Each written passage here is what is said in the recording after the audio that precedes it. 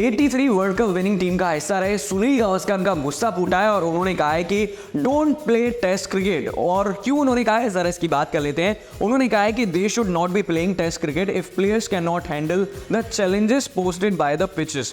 यानी कि पिच की अगर बात करी जाए तो इसको लेकर आजकल काफी चर्चा चल रही है। इंडिया के 153 रन पर 4 विकेट गिरे थे और उसके बाद ऑल ऑफ सडन 6 से 7 विकेट गिर जाते हैं, टीम इंडिया ऑल आउट हो जाती है और पिच को लेकर किचकिच पहले भी देखने को मिली है। पिछले दौरे की अगर बात करी जाए तो विराट कोहली ने कहा था कि देखिए हम यहाँ पर खेलने आए हैं, हमें खेलना है और पिच को लेकर हम कोई ज्यादा मुद्दा नहीं बनाएंगे। लेकिन इस दौरे की अगर बात करी जाए तो रोहित शर्मा ने कहा था कि पिच ऐसी है, पिच वैसी है। तो कहीं ना कहीं सुनील गावस्कर ये कहते हुए नजर आ रहे हैं कि if the ball bounces consistently at this 8 metre length the batter should handle it without any issue.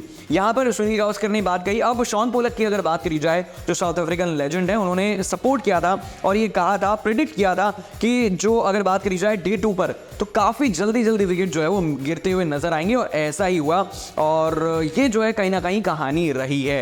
अब ये देखने वाली बात होगी कि आगे किस तरीके से टीम इंडिया खेलेगी। इरफान पठान की अगर बात करी जाए तो उन्होंने कहा है कि when overseas cricketer come to India on turning pitches they shouldn't complain. Pitch को लेकर हमेशा से बातें चलती हैं, जो हार जाता है वो कोई ना कोई एक्सक्यूज बनाता है, जो जीतता है भाई वो तो कुछ बोलेगा ही नहीं।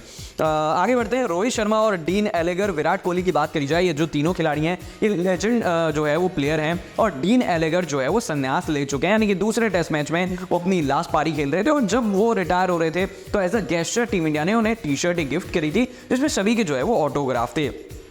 अब इस टेस्ट मैच में जो है वो इंडिया ने 5 अमेजिंग से रिकॉर्ड बनाए हैं। जरा उन रिकॉर्ड्स की बात कर लेते हैं। सबसे पहले रिकॉर्ड की अगर बात करी जाए तो south Africa and India's Cape Town clash saw only 642 balls played between 2 sides, यानी कि इतिहास में 5 टेस्ट मैच ऐसे हुए हैं जो लगभग 2 दिन के अंदर खत्म हुए हैं और इसमें इंडिया वर्सेस साउथ अफ्रीका का जो मैच है वो कहीं ना कहीं पहले नंबर पर आ जाता है।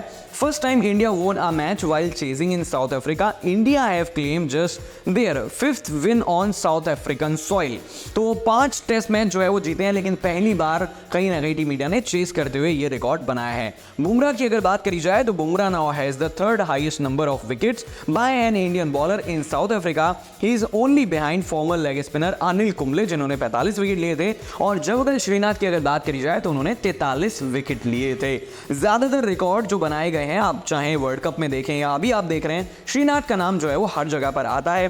बुमराह सरपासेस वॉन Anderson's record at the Newlands. Bumrah की अगर बात करी जाए तो उनके नाम अब 17 विकेट हैं और अगर बात करी जाए शेन वॉन की तो उनके नाम भी 17 विकेट रहे हैं जो फॉर्मर स्पिनर थे, हालांकि अब इस दुनिया में नहीं है। जेम्स एंडरसन के नाम जो है वो 16 विकेट थे और इंग्लैंड के एक और प्लेयर थे, हालांकि बहुत पुरानी बात है, इनका नाम कोलिन है, इनके नाम 25 विकेट थे।